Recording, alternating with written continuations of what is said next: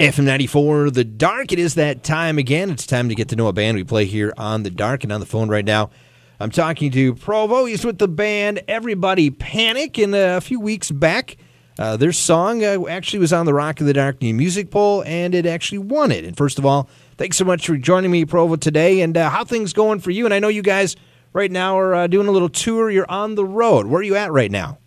Yeah, man, we are somewhere on the highway in Illinois heading to Rockford at the moment. Very good. We had about a week off from the Powerman 5000 Head PE tour, and we are doing a few runs here before we jump back out with Head PE and Beer Union in May. So. Wow, awesome. Have you had a chance to ever be hanging out with those guys before, Head PE? I know I've talked to Jared. I've talked to Crispin from Beer Union. Have you had a chance to hang out with those guys in the past, or is this the first time on a tour together? Not the Beer Union guys, but we were out with Head PE just last month, and those guys are amazing. Jared, the whole camp over there, it's a great dudes. They invited us back out, so they're going pretty good with those guys, man. We just love jamming with them. You know, it's cool, too, as somebody like Jared and Head PE, they've been around for a while, and a band like you guys are kind of an up-and-coming band, getting known more nationally. How important is it to have a band like that or other bands that have been in the industry for a while to help you out? Oh, it's huge, man. You know, those guys have been around forever, and I remember as a teenager going and watching that band play multiple times. I've followed them throughout the years, and to have somebody, you know, that's been around the block and done it come up and, you know, show you that kind of love and respect, take you back out, take you out again. It's just really amazing to have somebody like that around, you know. Let's talk about the band Everybody Panic. You guys are based out of Oklahoma City, and what's the history of the band? How did this band all come about, Provo?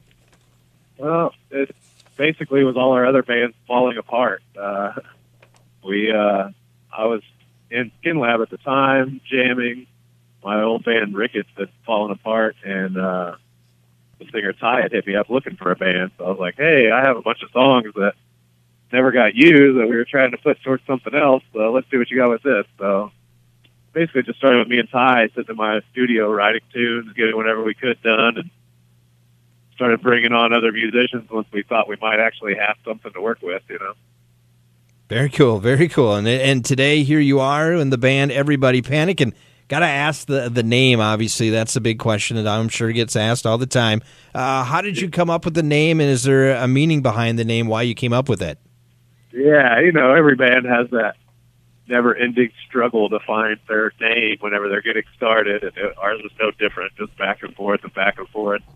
You know, we'd send a name. I'd send something I thought was awesome to Ty. He wouldn't like it. He said something he thought was awesome to me. He was like, no. And then eventually that one got thrown into the hat. We all knew that was the one. It's funny, though, that it comes from the movie Semi-Pro. Ah, yes. With Will Ferrell, where he brings the bear in to try to get ticket sales up, and it gets loose, and he's screaming, everybody panic, use your children as shields, and all that. So I do remember whenever that. I saw that movie, I just thought that part was funny, so I'd scream that at random times. Once we threw that one in the hat, it just seemed like it was perfect for our situation, so... Well, it's catchy, I will say that much. What kind of response, I guess, do you get from the people when they see maybe on the marquee it says, coming tonight, Everybody Panic? Yeah, it's good. It's good on shirts, too. Man. We have some shirts with just a logo on it that, I mean, we sell them to people who don't even know who our band is or care. You know what I mean? They're just like, it's a cool shirt. It looks awesome. Everybody panics. Like, yep, let's do that. Well, it's true. And you know what? Let's talk about that for a second. That's one thing I don't talk a lot about, I guess, with band is marketing your band in that. And obviously when you're an up-and-coming band, a band that's trying to get somewhere, it's a lot of blood, sweat, and tears out there. Talk about how you guys have to market yourself so much. Yeah, I mean, it's these days, you know, you can't rely on any one way or any one person to do anything for you. You got to be out there pushing as hard as you can in all areas. So, I mean, even when this band started, we spent the first year just pushing a bunch of merch out and writing and recording songs, just trying to build up to, you know, have a leg to stand on once it all got done. So, you know, we're doing anything we can through social media, videos, whatever, anything we can bring to the table, we're all about it. We're talking with Provo. He's with the band Everybody Panic, a winner of the Rock of the Darkney Music Poll a few weeks back. Their song, No One Gets Out Alive, was the winning song. Let's talk about that song, I guess. And what's the meaning behind that song? And maybe talk about a little bit writing that song. Yeah, I would probably be better on the meaning parts, but, you know, it was, with the song, it was one of the last ones we had done. We recorded at Robert Lake Studios in Seattle, Washington. And basically, because I'm an engineer, we just kind of got locked in up there and had the chance to just kind of play around and test the waters and work on stuff that maybe wasn't completely done, but that was one of the last ones, actually. And so, you know, the studio there is supposedly haunted. We never found any ghosts, but supposedly there is one that lurks the hallways there. And so that and the fact that there's no windows or anything, so it has kind of this dark, creepy vibe in there all the time. So I feel like that kind of brought over into the song a little bit. Nice. Once it was done, we had our friend Ulrich Wild, who's done Static X, Death Clock, White Zombie, Deftones, all those different bands, tons of bands. He's worked with a million great bands. We'd always wanted to work with him in the past, and so we just took this over to have him mix it. He just killed it, man. It sounds amazing. We're super proud of it. So let's talk about some other stuff that obviously, when it comes to influencing you and as an artist, growing up, what were some influences, I guess, for you, and it kind of steered you to this making this kind of music?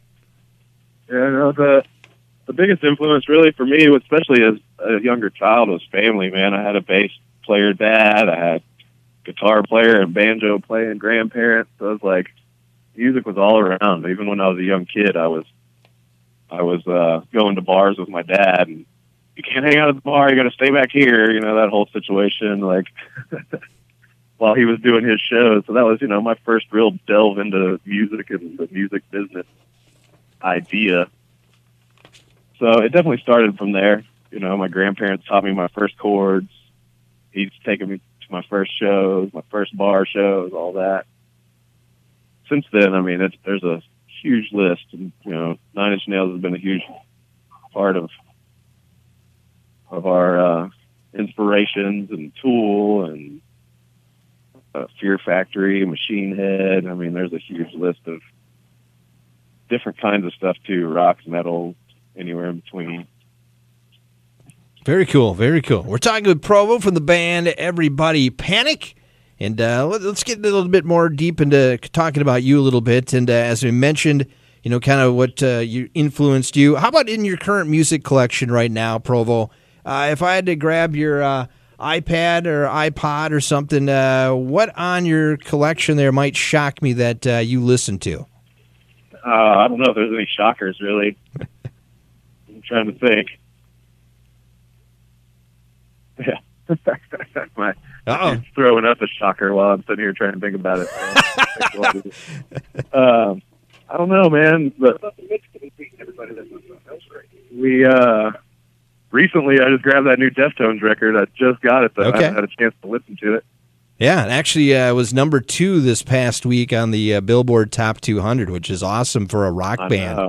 I heard that. And that's cool. Fun story about Deftones, we got to open up for them. It was our third show we played as a band, and we actually got the record deal we have now through Cabby Gold Records from that show. That's awesome. Getting to open up from those guys. I don't know necessarily that I have anything that would shock anybody. I mean, on my playlist, I got some King 810, Deftones, plenty of Deftones. Right. That's Marilyn cool. Manson, Nine Inch Nails. So pretty much, you know, you don't have any Yanni or Pink or no fun stuff like that. For some reason, that one of those the Weeknd songs keeps getting stuck in my head, but it's not my playlist. Yeah, that happens. Where did I even hear this song? It just keeps coming back. Hey, you mentioned about music and hearing stuff. How about you? Have you guys heard your songs on the radio? We have, actually. Our hometown picked it up and played it a few times. So we got to catch it there, which is cool, and it's always a fun feeling to get to hear that. Yeah, what does it mean when you hear your music played on commercial radio? I mean, it means that it's working. It means that it's working. You know, I mean, it means a lot, though. it's incredible to, we grew up listening to bands on the radio thinking that was like superstar status. You heard them on the radio, they have to be the coolest, the most biggest bands in the world, and then now we're on the radio, so it feels pretty amazing. Right.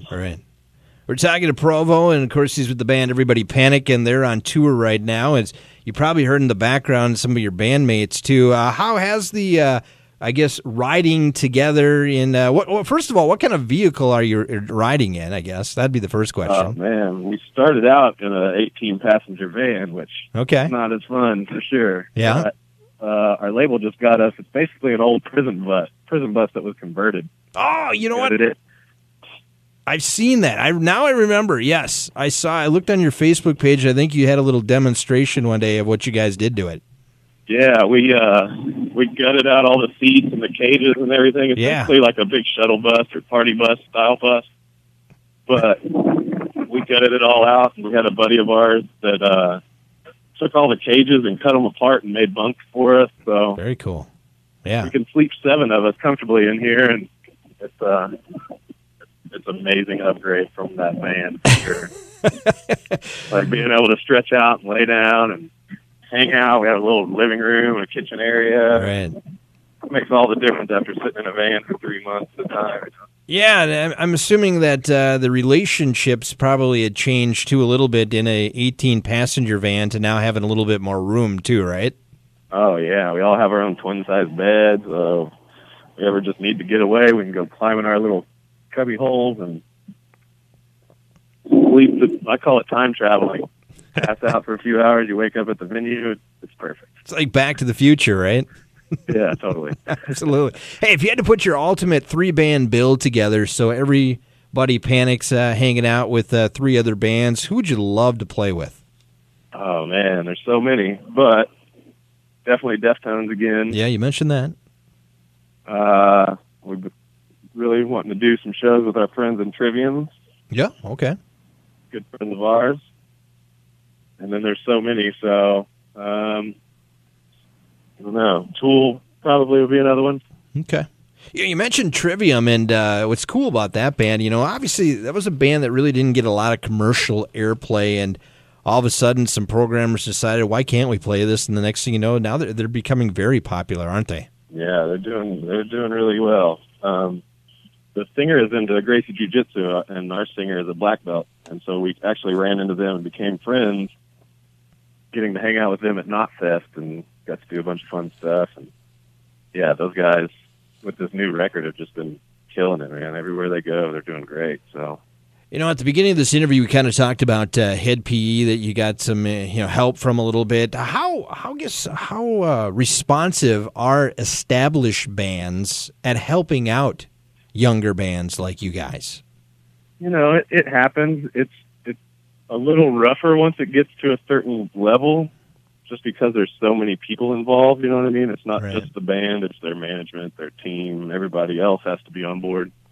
So we've had some pretty good luck with it. Five Finger Death Punch took us out for a handful of dates when we were unsigned. Like basically nobody. Somebody had dropped off their tour, and we had a date with them, and they picked us up and took us out. I mean, it is possible. It's just it gets hard at some points when you got so many hands in there, Right. Hey, let me ask. But, like I said, we've been lucky and had, a couple bands really step up and help us out and take us out on some pretty amazing tours. So. Yeah, it sounds like it. I mean, if you've been hanging out with some of those bands you've mentioned already, that's definitely helped you out and hopefully get you noticed. If I would come to an Everybody Panic show, a live show, what would I expect to see there? Lots of hair. A lot of hair. Yeah, lots of headbanging for sure. Just a lot of energy, man. We dump it all out on stage. So. And how was the you had mentioned before we started this interview that you did a tour up here in Wisconsin, Minnesota, and that. What was the reception, I guess, of the people up here in the Upper Midwest? Oh man, it was great. We had a handful of sold out shows. I mean, just all around really good, man. Out of all the places, it definitely feels like this part of the country enjoys it much more.